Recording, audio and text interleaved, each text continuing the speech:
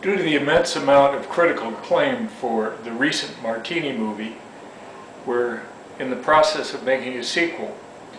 So tonight we're going to have the Manhattan recipe presented.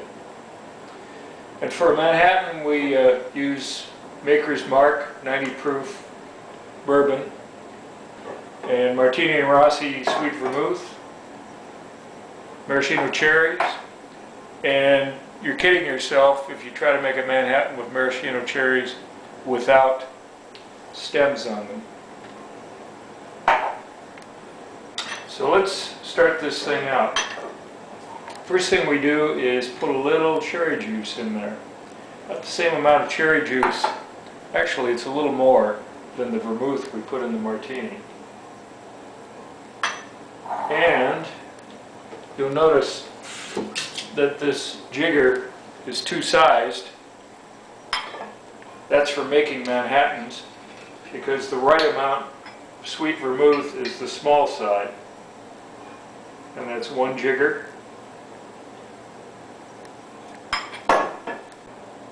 You'll notice that the Angostura bitters have just appeared as if by magic. That's one of the amazing things you can do in this new digital world, because we need a little bit of Angostura bitters in there, and we'll put some on the counter here too. And now back to the main stem of what we put in this thing.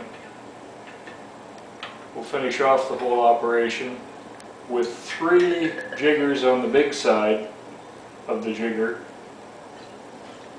of bourbon. 1, 2, 3.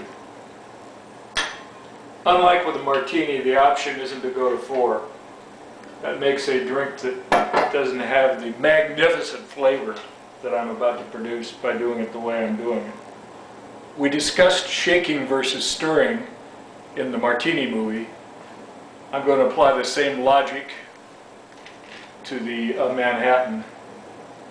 If you haven't seen that movie, please review for the remarks. They were extremely insightful.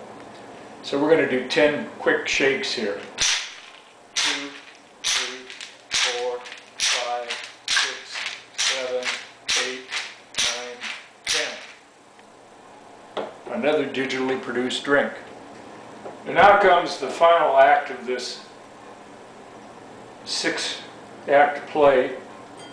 We put the cherry, a little more juice. Some people need more than 1 cherry, but 1's fine for me. Pour the drink.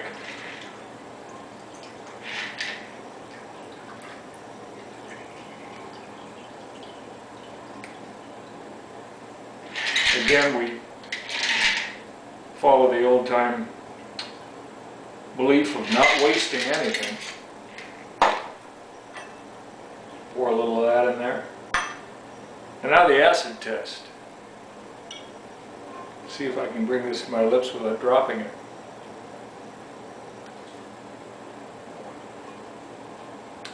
That's dangerously good.